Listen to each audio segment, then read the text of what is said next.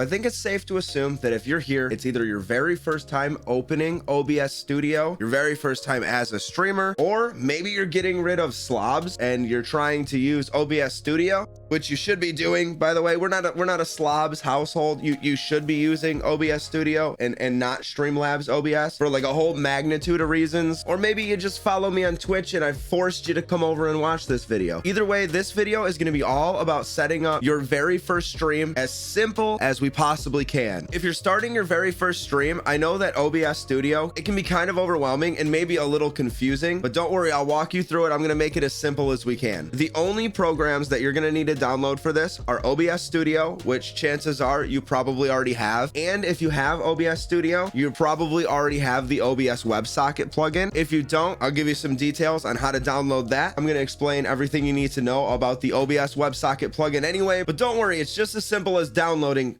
anything on the internet. You've downloaded OBS Studio, you've downloaded the OBS WebSocket plugin, and you've downloaded Streamer.Bot. You haven't? What are you doing? This video is going to be really difficult if you don't.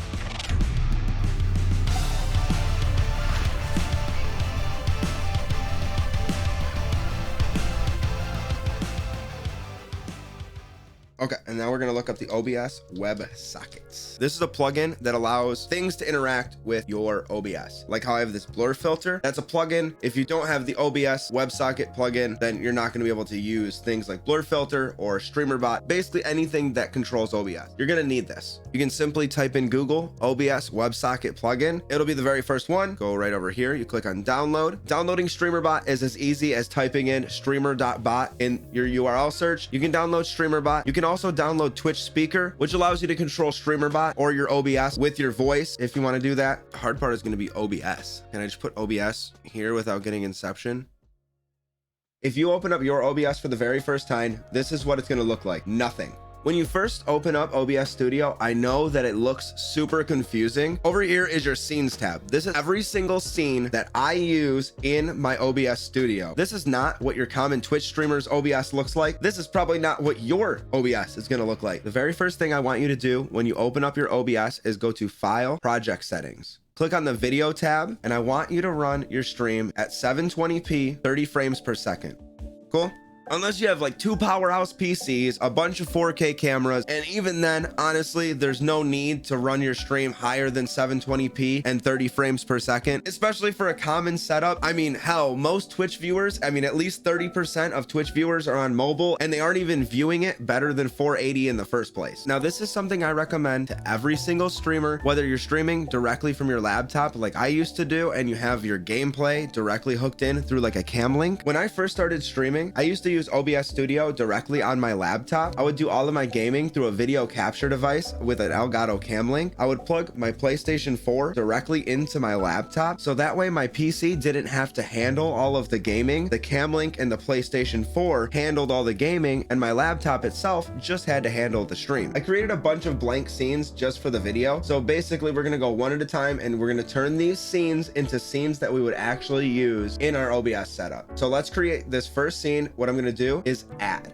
Once you add your scene, you're going to name it. You can also go in and rename your scene. So I'm going to rename this scene video. I'll put in parentheses since we're using it just for an OBS video, and I will do just chatting. Your just chatting scene is simply going to be your face. Nothing else needs to be added other than just your camera to this scene. Under your sources, this is where you're going to add your camera. When you click the plus, a bunch of different things pop up. We're going to go over these to just kind of explain exactly what you need to focus on. If we're adding a camera, that is going to be a video capture device. This is going to be how you add your camera to a source. You can add existing sources, like I already have a couple different cameras in my setup that I can just add directly in here, but you're going to create new. I definitely recommend naming your camera parentheses video camera, just so I can add a brand new camera to the scene. When this pulls up, you're going to have whatever cameras that you have plugged into your setup, and that's how you add your camera to OBS. Now let's say you play a video game like Elden Ring, Dead by Daylight, anything at all, and you want to add your gameplay to OBS. Let's do that. So what we're going to do do is we have our chatting scene with just our camera. Now we're going to add a gameplay scene. So I've named this one video gameplay. There are a couple different ways to add your gameplay, and I'm going to explain them. Game capture will add your full screen application of the game. Display capture will capture your entire display, similar to what I'm doing right now, which is why you can see when I right click, or you can see my wallpaper in the background. I don't recommend using display capture while you're on stream. You can end up doxing yourself or getting yourself in trouble, showing things on stream that you maybe didn't mean to. I also don't use game capture. I noticed game capture to be a little bit laggier between switching scenes. It seemed like it took a little bit more in my PC. I like to use window capture. I already have a bunch of existing scenes like Dead by Daylight or Minecraft, Pokemon, things like that. You're gonna create a new scene. We're gonna just name it video gameplay. So now I just select Dead by Daylight here in my scenes, click OK. It's gonna pull it up, and as you can see, it is not currently fitting on my canvas size. That's because Dead by Daylight by itself is a 1080p resolution. What you can do, change the capture method to a custom, but I'm gonna show you the easy way to do it. You grab this corner here, slide it down,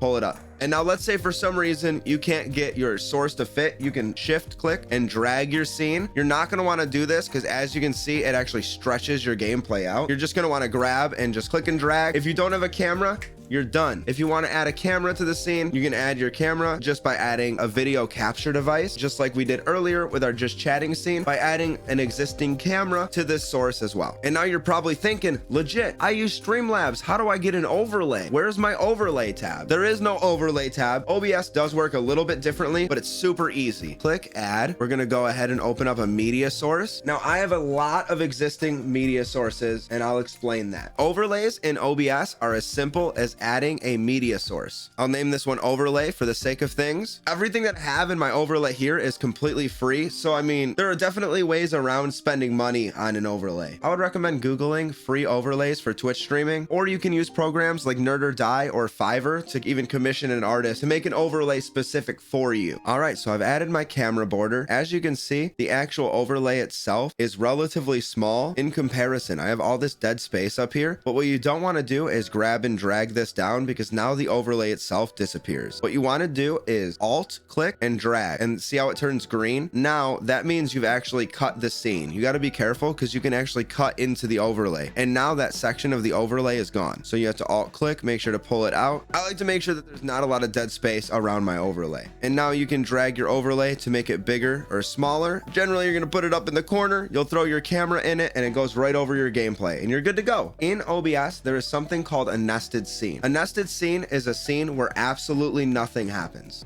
The source is added specifically for my own use, and there is nothing to be seen in OBS at all. Or you might add an action similar to this one.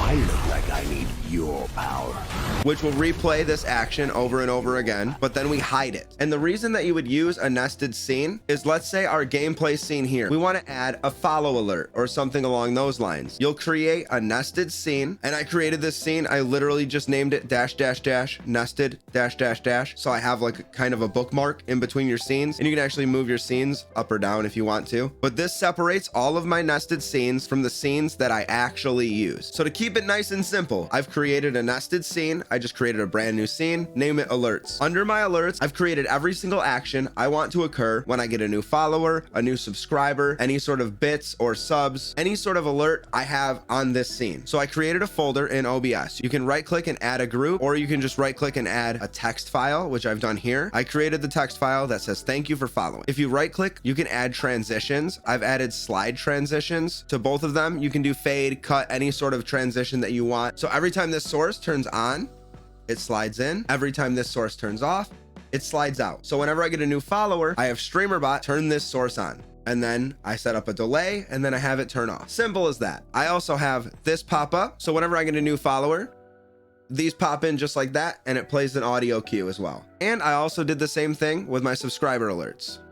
It is just a text file and an image file that I downloaded off of the internet. I'm not going to do a full rundown on how to install and connect Streamer.Bot. If you do need any help installing or connecting Streamer.Bot, I got a video right here that goes into a deep dive of exactly how to do that. So if you look at my desktop right now, I have 3 folders for Streamer.Bot. The first one here is Streamer.Bot new folder, the one that we just downloaded. It's a brand new Streamer.Bot file. The next one here is Streamer.Bot new, which is actually the current file of Streamer.Bot that I use. Streamer.Bot is actually just a copy of that current Streamer.Bot file. That way I have a backup just in case everything crashes. And if you want to back up Streamer.Bot, the easiest thing that you do, copy, paste. Streamer.Bot copy. Now I have a backup. This video is going to be mostly about setting up OBS. If you want like part 2 to this video, that would be like this Streamer.Bot video here. It kind of goes in depth on how to create actions, set up your follow alerts and things like that. This is just setting up the OBS side of things. So now you're saying that's good and all. What the heck do I do? And this is our just chatting scene. So imagine this space is just my camera. Add an action. I'm sure you're used to this part by now. Scene. Under the scene, we're going to go to add existing. We're going to have a lot of different scenes. That's why your labeling is extremely important. All of my nested scenes, I created a little bracket S just so I knew that these were specific nested scenes. And the scene that we wanted to add in this case was our alerts. Under this scene with just our camera, we also now have our alerts. So you could add that same exact scene to our gameplay scene as well. Now, whether we're on our just chatting scene or we're on our gameplay scene, we have our alerts scene in both of those scenes. I know it's confusing. I hope I didn't lose you, but buckle up. Streaming is a pain in the ass. Under your settings tab, you can actually go to your events and you can test things like subscriber alerts to make sure you've done it correctly. You can also test things like host alerts. We got host alerts. No host too small. And just so we're on the same page, follow alerts as well. And I know it's easier said than done, but honestly, that really is everything you need to know about setting up a Twitch stream. If you're really looking to get creative with your Twitch stream and setting up really animate alerts and overlays and automated actions for your chat to control, I have plenty of other content on my channel all about that. Or you can come on over to the Twitch channel and let me know exactly what you need to know, and I'll make a video about it. I promise, I promise. Streamers, did you know if you're eating on a table, you're eating on a table? But contrary to popular belief, if your table is upside down, it'll be harder to eat off of as it'll be on the floor.